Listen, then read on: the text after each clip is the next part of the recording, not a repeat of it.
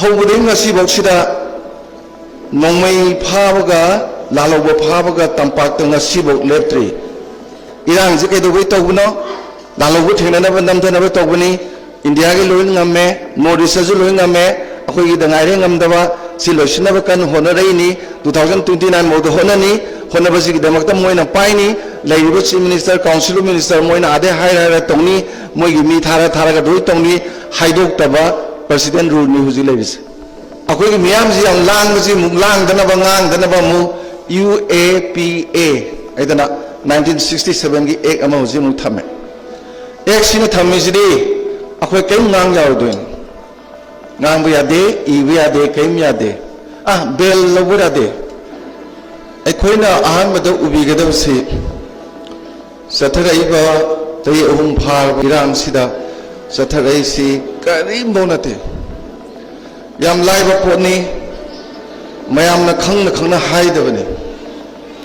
akhang ai gi marak ta su thabak chong to ba dum mayawi sarkar gi thabak dum to ba mayawi political party gi leaders in ga su kara tinaba dum mayawi aduna khana nei na bada ngangna sakna bada sengna haibu ngamdadana nathai dana sum lak pusina lan na ubai wani aseng badi kaino hairagadi ilai na khangmo poni ko komina wahi ama sine ko madudi proxy war tawriba lanje kuki na tawgunate kuki si mamanga thamaga matungda amana leiraga moigi apamba goal ama panthung amagi goal setting da ihoji Iran si tawbani tawbudabu khoina khanggadabse tawriba jingse akoina narco terrorist kaina haise terrorist kuki terrorist ka haise atay muginate aikoi mayam je prop chakna base propok tongna base masi moigi thabak khuding mata tawne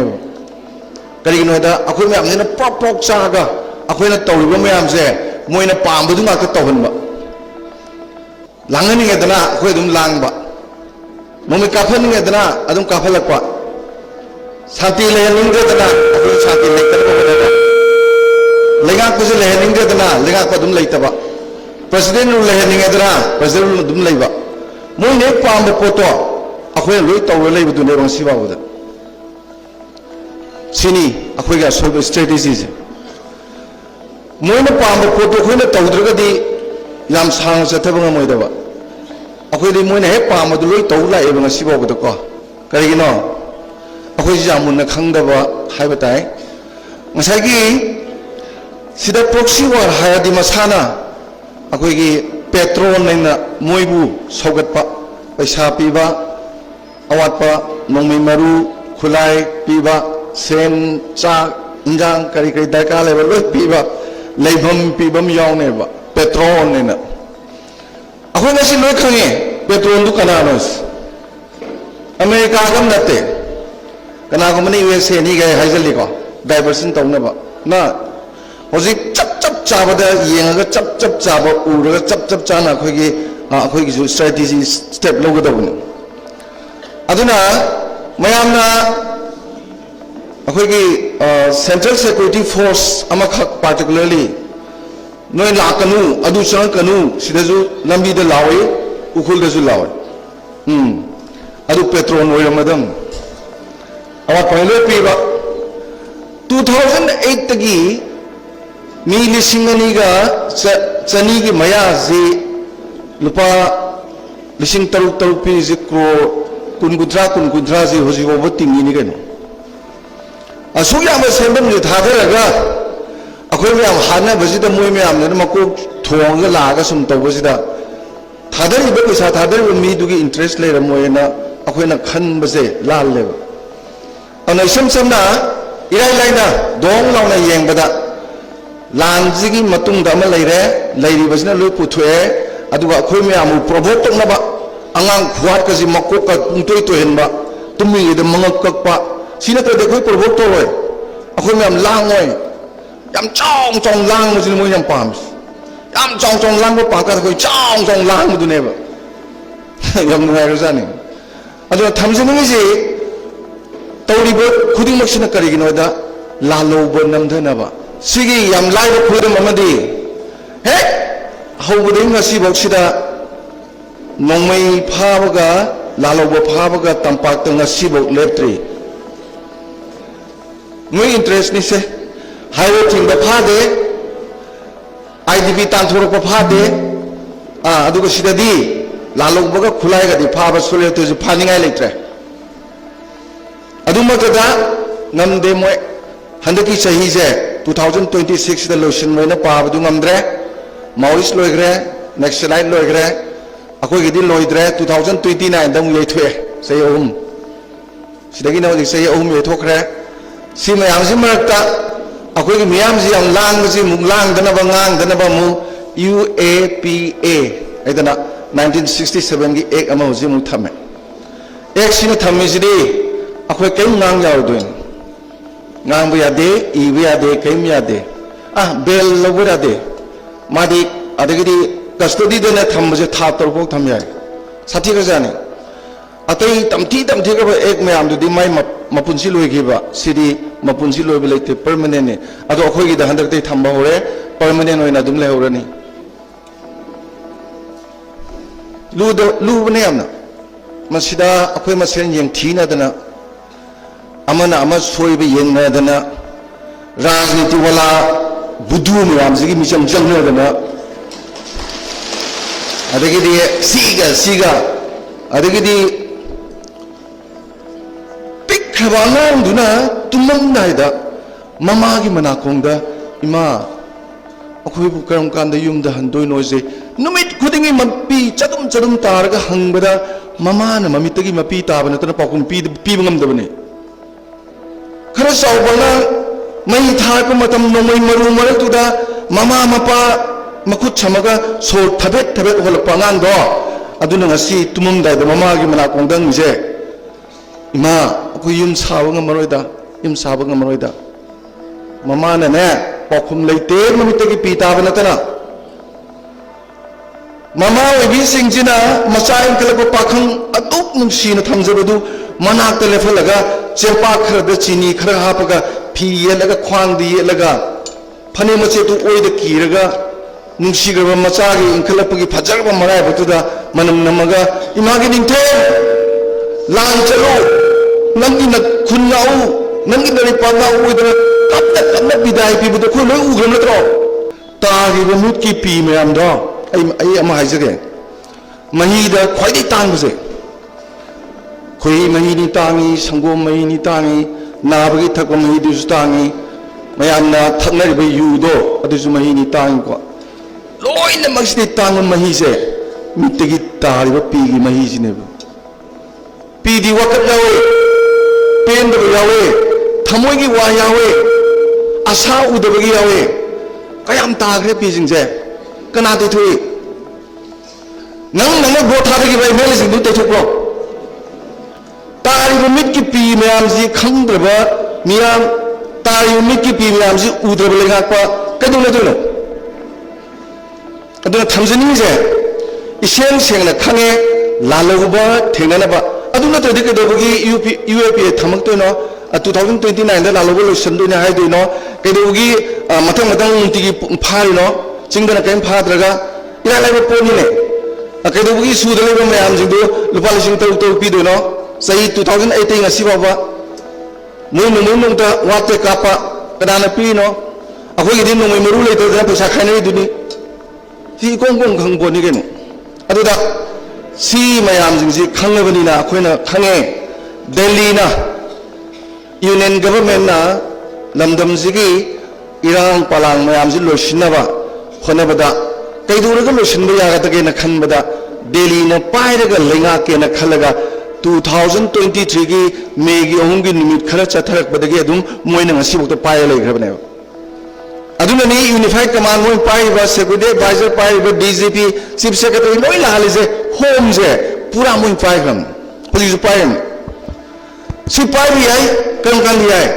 leipak tu na irang sum leirabo ko masi pai bi ai aduna ne maitei ku gi hana ba to kanda tangkhul da mo hana ba horize internal disturbance le ni le moi na pai bi hana ba ni ai sei ohum bari ko pai do wali ba khange aduna di akhoi lenga ko mayam jmo loi pairaga मोइना हायरकपदो सुम तौब कांगुनेबा लैबा लैतबा चप माने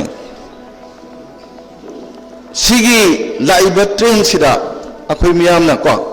सी identify तौजरे अखोय अंडरस्टैंडिंग लेजरे इरांग जे कैदोबै तौबनो दालौबो थेंनानबा नमथनबा तौबनी इंडिया के लोइन ngame नॉर्थ ईस्ट जो लोइन ngame अखोय गी दंगाइरे ngमदबा सी लोइसनबा कन होनरैनी 2029 मोदो होननी होनबसी की दमकता मोइना पाइनी लैरिबो चीफ मिनिस्टर काउंसिल मिनिस्टर मोइना आदे हायरा तौनी मोइगी मी थारा का दोई तौनी हाइदोक्तबा प्रेसिडेंट रूल नि हुजि लैबिस अदुएदी अखोय मियामना करिगी दमकता मसी मयाम से मियामना थेंनबा नत्रदि कनाना थेंनबिनी थेंनरे लेफ्टना थेंनै अखोय मियामने हंजन हंजन खोरमजै असुक तोबा मियाम असुक मरि लेबा मियाम असुक यामना अखोयगी कयानी भारत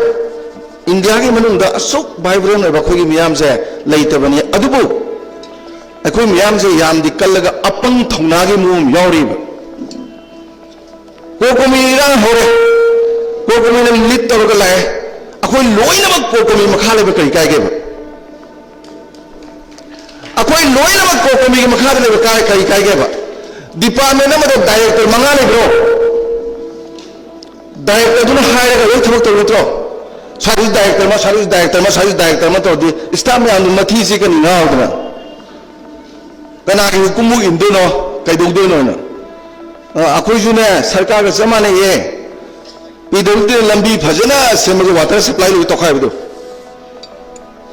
फॉरेस्टर न उभयन धारना इलेक्ट्रिसिटी की तक थबदो अखोयजु यम बेरानेबा हंदक्तगिदी आइगी वे आउटफिट कइम नते अखोय स्ट्रगल तौद्रबा सुंफंग फंगोय कोइना पावे पोसि फंगोय स्ट्रगल तौजी नंबर 1 लूप अमगी मखादा अखोय लोइना लेगदबा लूप अमगी मखादा अखोय लेबजिना कानाबसिना यूनिटी ऑफ कमांड ने मोइना ने लावगदबा थेटगदबा वा nganगदबा लोय पिरकनी मफम गुदिंगी थेटबजु माननी वा nganबगी थिमजु माननी अदुगने लोइना पफमजु फमोय सिलकनी याम फजना थौबा लाइन ngasi अतै पथारे लेप्ति दना मोयांग line हयेंग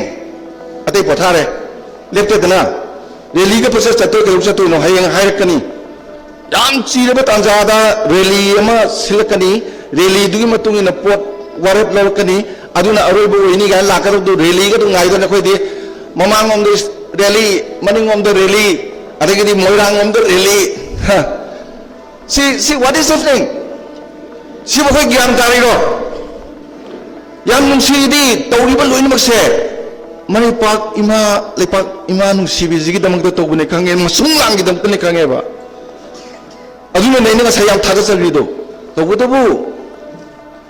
aigi apex body dugi makhada khoi loi leisi pau phaunaji moina haira ga loin tawsi लेप्तना तौसी लेप्तना तौबद मी लोई लेप्तना तौब दरकार लेते नोमना इम्फाल ईस्ट नोमना थौबाल डिस्ट्रिक्ट नोमना कनो खगे बिसेमपुर डिस्ट्रिक्ट ना मयाम जो थबे गांगु तौबु याबा पोथाबा याबा वा लांदु सोर होंदोकदौनि कैनो पंगथोक थोकबा याबा नतेबा अदुना अहन बाइगी अइना पामजबा होरेन ऑर्गेनाइजेशन वारब लो तबसु याय अदुबो अखोगी माइंड सेट लेहौजी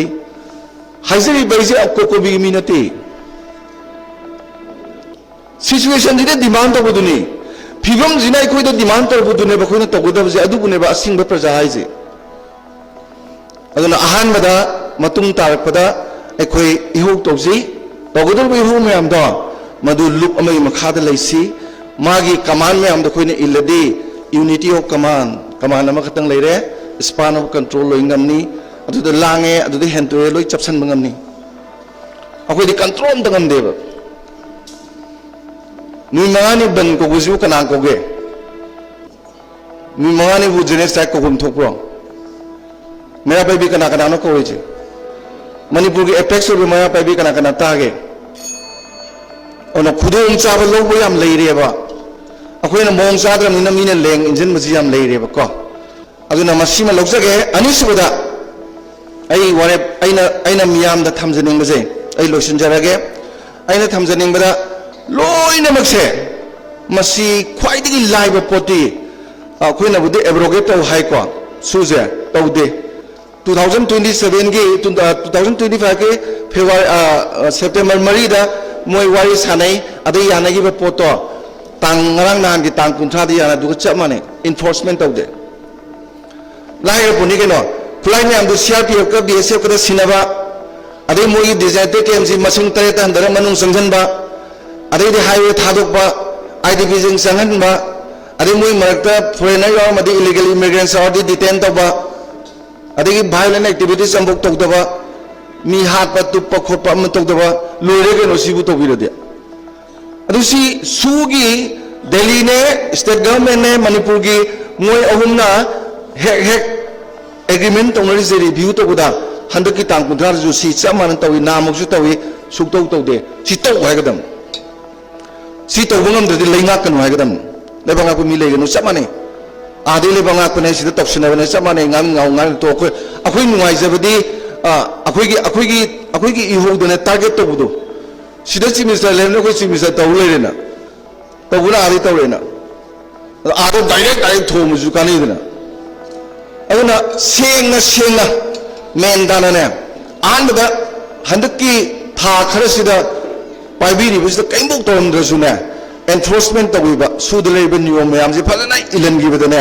हाईवे जु फ्री चप याय IDP जु यारनी नोमैजु कामना रो केम तौरोय मसे तौरोयबा कइगिनो मोई पांदम वाली 2029 गे थाराइदो दुगिनी अदुना तौनुना बखोय तक तारे अदु हुजी हाइबो दुमाइना एपेक्स अमगी मखादा खोय लेरगा मतंग मतंग लेप्तना तौ तारे नोंगमद ग्रुम तौरगे त फंगदौसु नते अदुगा लूप मरुब डिस्ट्रिक्ट की लेबिबा सिंगना पुनबा सिंगना माई म्यूट सिंगना चीफ मिनिस्टर कई लोबी तौबा उन्नबको उन्नरगा तकनबा तोइन तकनबा सुम अदो अखोय जु इरांग सुम तौबा अदुमाइना मथौ ताबरेन खली अदम अतै मयाम जु याम थंबिरकिनी अकोन मद लोइनमक्से लेंगाको मतिक सादबगिनी लेंगाको मतिक सादसे कनानो तिनबीरु मयामना खनबैनी कदोर खली लुपा लिसिंग अमा लिसिंग अनि लिसिंग उम पीरगा यु थागा चाक चारगा अदुना बु दिल्ली न हाय याय नत्रो